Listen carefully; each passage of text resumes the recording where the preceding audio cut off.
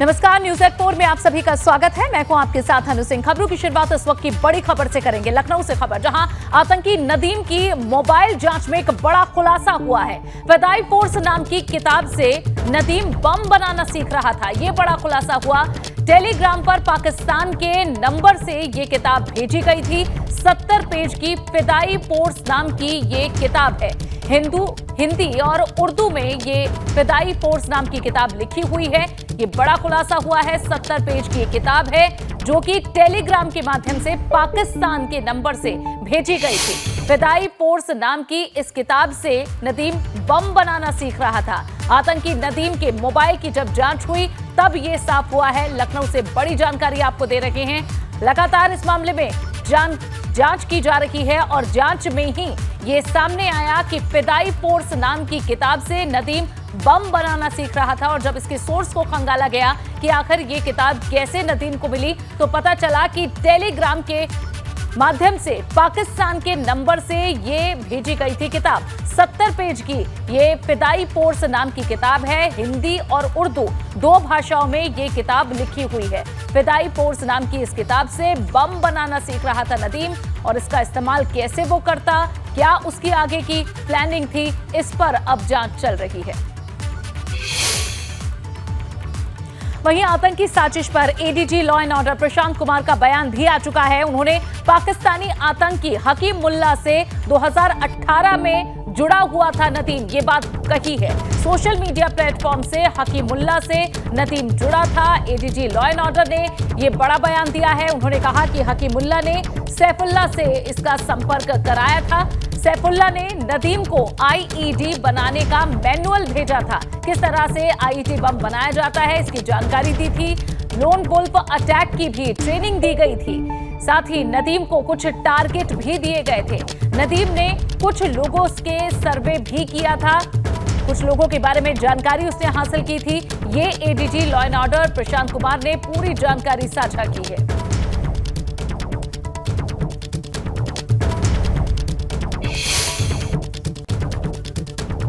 मोहम्मद नदीम पाकिस्तान स्थित अपने हैंडलरों के साथ विभिन्न प्रकार के ऑनलाइन प्लेटफॉर्म के जरिए जुड़ा था, जिससे कि वह आतंकवादी घटनाओं को अंजाम दे सके। सर्वप्रथम 2018 में नदीम का संपर्क पाकिस्तान स्थित आतंकवादी हकीमुल्ला, जो कि एक जैश ए मोहम्मद का सदस्य है, से ऑनलाइन प्लेटफॉर्म के जरिए हुआ। और इसने कालांतर में नदीम को पाकिस्तान और अफ़गानिस्तान के विभिन्न गुटों के साथ ऑनलाइन जोड़ा। इसके बाद हकीमुल्ला ने नदीम की पहचान सफ़ीउल्ला नामक व्यक्ति से ऑनलाइन कराया। उसके बाद से नदीम लगातार सफ़ीउल्ला से विभिन्न सोशल मीडिया प्लेटफॉर्म के जरिए जिहादी गतिविधियों के बारे में चैट करने लगा, और यहाँ तक कि उससे प्रेरित होकर नदीम के मन में अफ़गानिस्तान जाकर जिहाद करने की भावना भी जागृत हुई। सैफुल्ला ने नदीम को विभिन्न रेडिकल एलिमेंट्स, जो कि पाकिस्तान, बांग्लादेश, जम्मू कश्मीर एवं यूएई में स्थित थे, साफ तौर पर एक बड़ी साजिश की फिराक में नदीम था। इस बीच एक बड़ी खबर आपको दे दें कानपुर से, जहां भाजपा विधायक राहुल बच्चा की दरोगा से झड़प हो गई। दरोगा पर फरियादी की बात न सुनने का आरोप उन्होंने लगाया। विधायक से दरोगा की झड़प का एक वीडियो भी अब वायरल हो रहा है। दरोगा हरीश यादव को लाइन हासिल कर लिया गया। करोड़ की आबादी में सिलेक्शन हमारा भी हुआ। अरे हुआ तो इस तरीके से राज्य सरकार ने इलेक्टेड पर्सन है, बड़ा होता है। आपको ये संस्कार नहीं मिले, आपने पढ़ाई से बात करी जाए। अच्छे संस्कार हैं। ज्ञान देने वाली बात मत करो। लखनऊ की हम जान रहे हैं मोदी ने मैंने पूरी विधानसभा ने इन्हें जिताया है। भाजपा की सरकार है, याद रखिए। बात करने का समझ रहे हैं आप? चाहिए।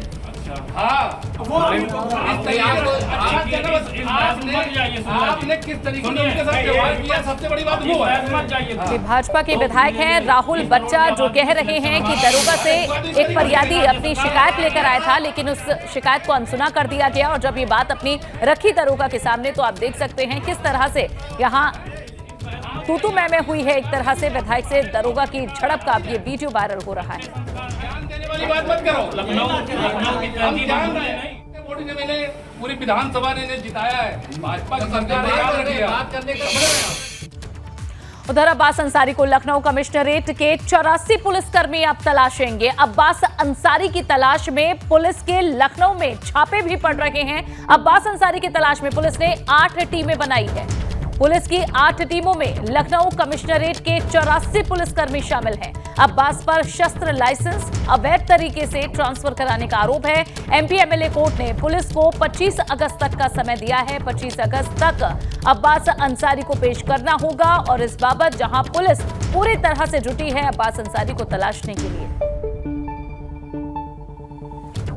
डॉन मुख्तार अंसारी के बेटे अब्बास अंसारी को पकड़ने के लिए लखनऊ की पुलिस ने 8 स्पेशल टीमें गठित की हैं। हम इस समय अब्बास अंसारी के दारुल शफा स्थित घर के बाहर खड़े हैं, जहां पर देखिए ताला लगा है और पुलिस कई बार इस घर पर दबिश दे चुकी है। ये विधायक निवास है। 107 नंबर का जो फ्लैट है वो अब्बास अंसारी को अलॉट है, लेकिन जब से एमपी एमएलए कोर्ट ने उनको हाजिर करने का आदेश दिया है, तब से अब्बास अंसारी भागे हुए हैं। वो कहाँ हैं, किसके साथ हैं, इसका कोई पता नहीं चल पा रहा है। और अब्बास अंसारी को पकड़ने के लिए महानगर की पुलिस कई बार यहाँ दबिश दे चुकी है, दिल्ली में दबिश दे चुकी है, उनके मऊ और गाजीपुर स्थित जो ठिकाने हैं वहाँ भी दबिश दे चुकी है। इसके साथ ही तमाम अन्य ठिकानों पर भी दबिश दे चुकी है, लेकिन अब्बास का कुछ पता नहीं लग रहा है। आप देखिए, ये अब्बास के लिए स्वतंत्रता दिवस समारोह का निमंत्रण पत्र भी है जो यहाँ पर उनके आवास पर पड़ा हुआ है। ये निमंत्रण पत्र जिलाधिकारी लखनऊ सूर्यपाल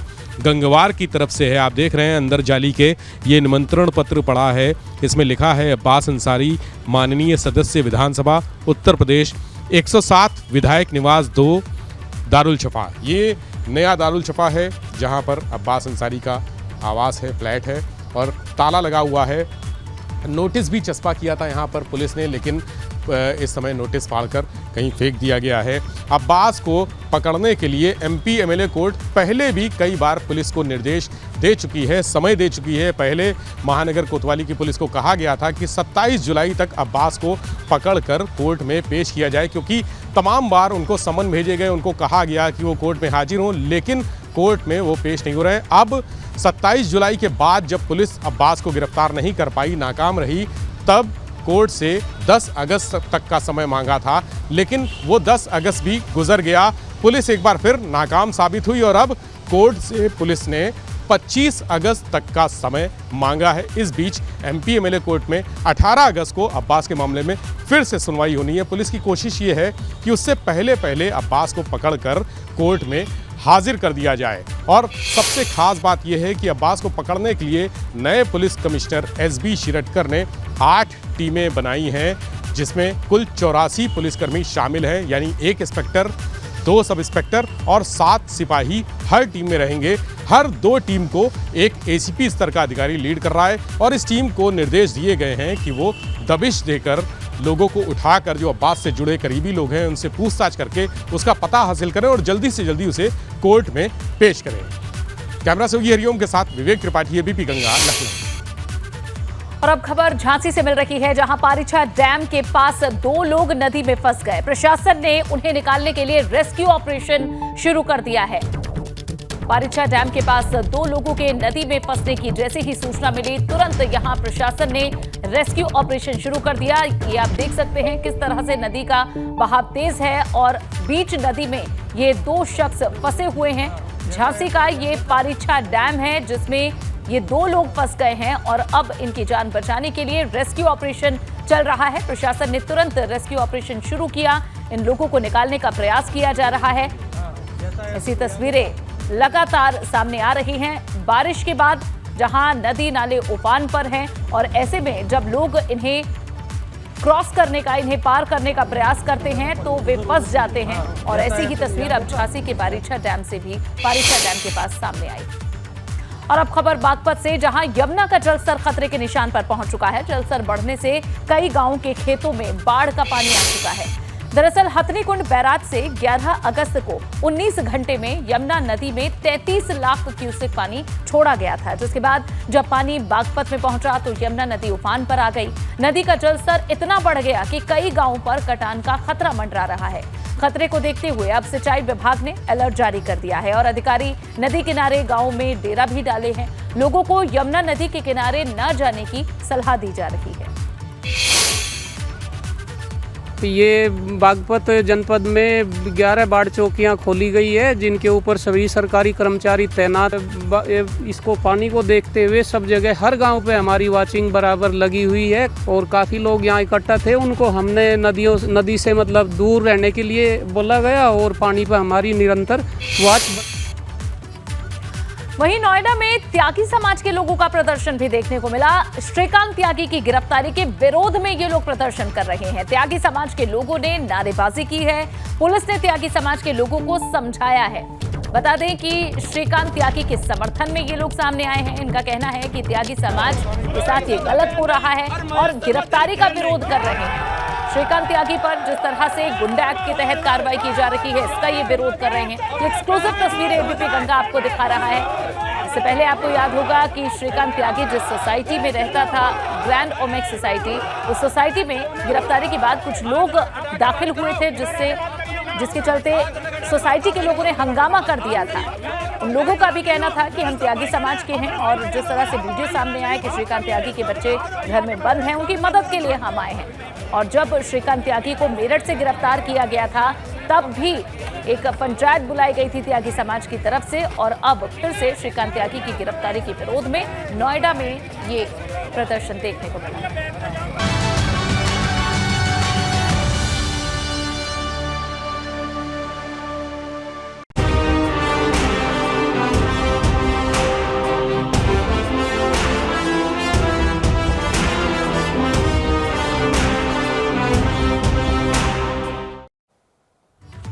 हर घर तिरंगा अभियान के तहत आज सीएम योगी ने तिरंगा फहराया। लखनऊ में सीएम योगी आदित्यनाथ ने अपने आवास पर राष्ट्रीय ध्वज फहराया। उन्होंने तिरंगा रैली को हरी झंडी दिखाकर रवाना किया। इस दौरान स्कूली बच्चों के बीच उन्होंने तिरंगे का वितरण भी किया। ये दो तस्वीरें आपके सामने, जहां आज सीएम योगी ने तिरंगा फहराया, बच्चों को वे तिरंगा बांट रहे थे। हर घर तिरंगा बीजेपी का ये अभियान है। 13 से 15 अगस्त तक हर नागरिक अपने आवास पर, अपने घर पर तिरंगा फहराए।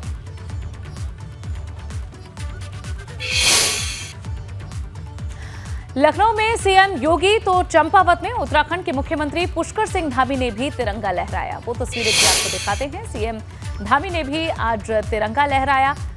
भाजपा की तरफ से उत्तराखंड में भी तिरंगा यात्रा निकाली गई थी और चंपावत में आज सीएम पुष्कर सिंह धामी ने तिरंगा लहराया। दो तस्वीरें, उत्तर प्रदेश और उत्तराखंड के मुख्यमंत्रियों ने आज तिरंगा फहराया।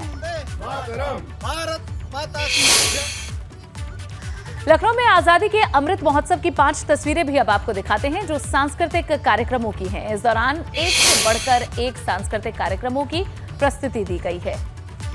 स्कूली छात्र छात्राओं ने यहां प्रस्तुति दी है। शानदार नृत्य की प्रस्तुति थी तो कहीं पर गायन के माध्यम से अपने देश की शौर्य को याद किया गया।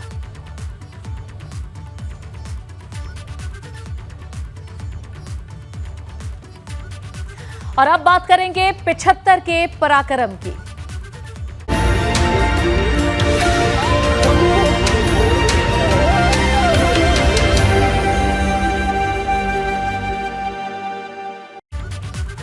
आजादी की 75वीं सालगिरह पर अमेठी के योगदान को भुलाया नहीं जा सकता।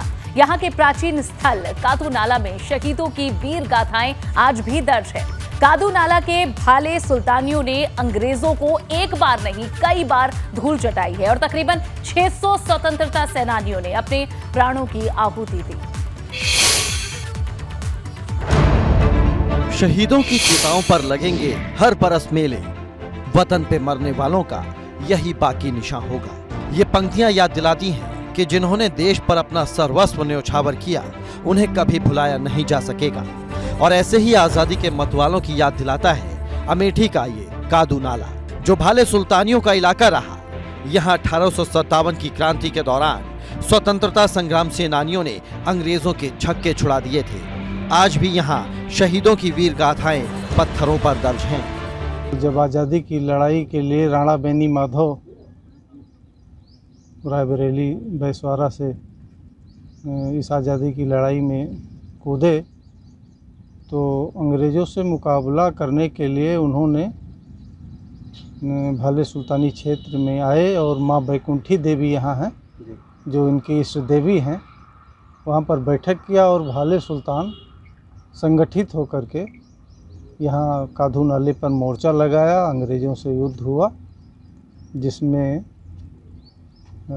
600 लोग शहीद हुए, जो कि कादू नाला मुसाफिर खाना की यदि बात करते हैं तो सबसे पहले यहाँ पर कौन से क्षत्रिय निवास करते हैं तो भाले सुल्तान, और ये कादू नाला के नाम से बहुत ही ऐतिहासिक स्थल यहाँ पर है जो है।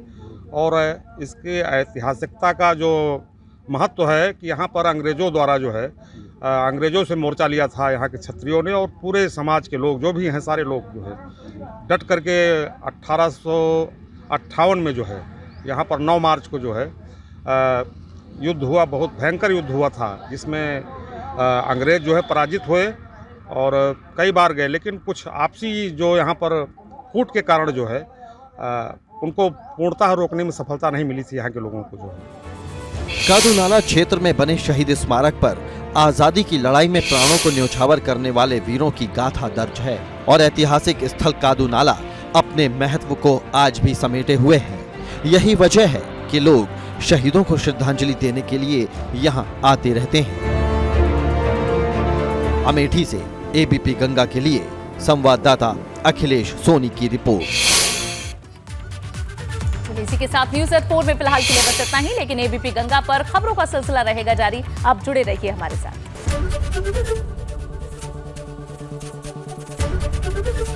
एबीपी गंगा, खबर आपकी, जुबान आपकी।